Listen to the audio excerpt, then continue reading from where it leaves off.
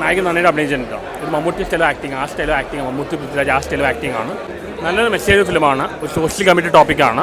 ഇന്നിപ്പോൾ അമീർ ഖാൻ്റെ സിതാര സമീൻ പോലെ ഇറങ്ങുകയാണ്. അത് നല്ല മെസ്സേജ്, അതേപോലെ നല്ല മെസ്സേജ് ഫിലിമാണ്. സാധാരണ മലയാളം സിനിമയിൽ ഒന്നെങ്കിൽ അവാർഡ് അല്ലെങ്കിൽ കാശ് നഗരേ ഉള്ളൂ. ഇത് യുവാക്കൾക്കും ഫാമിലിക്കും നല്ലൊരു സോഷ്യൽ കമ്മിറ്റി ടോപ്പിക്കാണ്. എല്ലാം തിയേറ്ററിൽ പോയി കാണുക. പിന്നെ ജോണി തന്നെ ഒരു ഫാദർ റോൾ ചെയ്തിട്ടുണ്ട്. എല്ലാവരും ചെയ്യുന്നുണ്ട്. നായികയാണ്, നല്ല ആക്ടിങ് ആണ്. ഒരു മമ്മൂട്ടി സ്റ്റൈൽ ആക്ടിങ് ആണ്. എല്ലാവരും തിയേറ്ററിൽ പോയി കാണുക. യങ്സ്റ്റേഴ്സിൻ്റെ പടമാണ്. ഒരുപാട് എഫേർട്ട് അവരെടുത്തിട്ടുണ്ട്.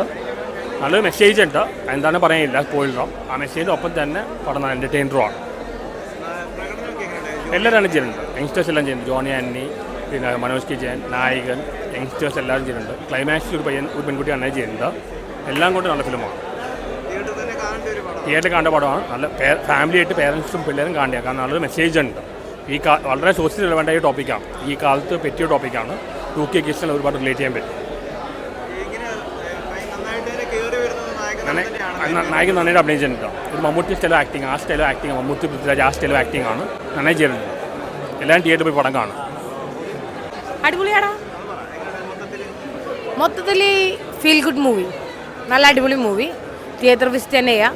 നല്ല രസമുണ്ട് കാണാൻ. കൽബിനെ പോലെ തന്നെ കൽബ് അടിപൊളിയായിരുന്നു. ഇതും അടിപൊളിയാണ്. അത് കരയിച്ചു, ഇത് ചിന്തിപ്പിച്ചു, ചിരിപ്പിച്ചു.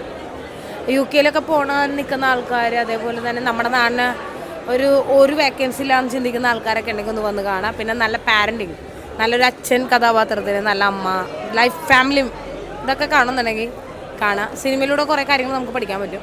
കാണുക. ഇതൊന്നും പറയാനുള്ളത്. നല്ല മൂവിയാട്ടോ.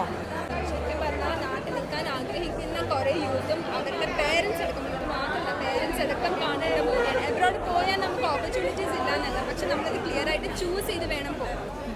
എപ്പോഴും നമുക്കിപ്പോൾ ഒരു കോമൺ തോട്ട് എന്താണെന്ന് വെച്ചാൽ എബ്രോഡ് പോയി കഴിഞ്ഞാൽ വെൽ സെറ്റിൽഡ് ആവും എന്നാ. അങ്ങനെയല്ല, നാട്ടിൽ നിന്നാണെങ്കിലും ചെയ്യാൻ പറ്റും. ഞാൻ ആക്ച്വലി ഒരു ഡെൻറ്റിസ്റ്റാണ്. എനിക്ക് പുറത്തേക്ക് പോകാൻ ഇഷ്ടമല്ല. നാട്ടിൽ തന്നെ നിന്ന് എൻ്റെ കാര്യങ്ങൾ ചെയ്യാൻ വേണ്ടിയിട്ടാണ് എനിക്കിഷ്ടം. എനിക്കത് പേഴ്സണലി ഭയങ്കര കണക്റ്റാണ്. അങ്ങനെയുള്ള കുറേ പേർക്ക് തീർച്ചയായിട്ടും കണക്റ്റഡാണ്. എല്ലാവരും പോയി കാണും. ഫാമിലി, ഫ്രണ്ട്സിന് എല്ലാവർക്കും അത് കണക്റ്റഡാണ്. മാതാപിതാക്കളൊക്കെ നിർബന്ധിച്ചിട്ടുണ്ടോ പുറത്തോട്ടൊക്കെ? എന്തോ നിർബന്ധിച്ചിട്ടുണ്ട്. തീർച്ചയായിട്ടും ഇപ്പോഴും നിർബന്ധിക്കുന്നുണ്ട്. ഞാനിങ്ങനെ ഓരോ റീസൺസ് ഒക്കെ പറഞ്ഞു ഇവിടെ ഇങ്ങനെ നിൽക്കുക. ഈ പടം കണ്ട അവർ ചിലപ്പോൾ പടം കാണണം എല്ലാവരും നിർബന്ധിച്ചിട്ട് അമ്മയ്ക്കും ഡാഡിക്കും ഒക്കെ അയച്ചു കൊടുത്തിട്ടുണ്ട്. എല്ലാവരും പടം കാണും. അറിയാത്തത് കൂടെ കൊണ്ടാണ്, ശ്രമം നടത്താത്തത് കൂടെ കൊണ്ടാണ്. അതുകൊണ്ട് അപ്പോൾ എന്തായാലും സിനിമ കാണുക, അതിനെല്ലാം ഉത്തരം അതിലുണ്ട്. ശരി, താങ്ക് യു.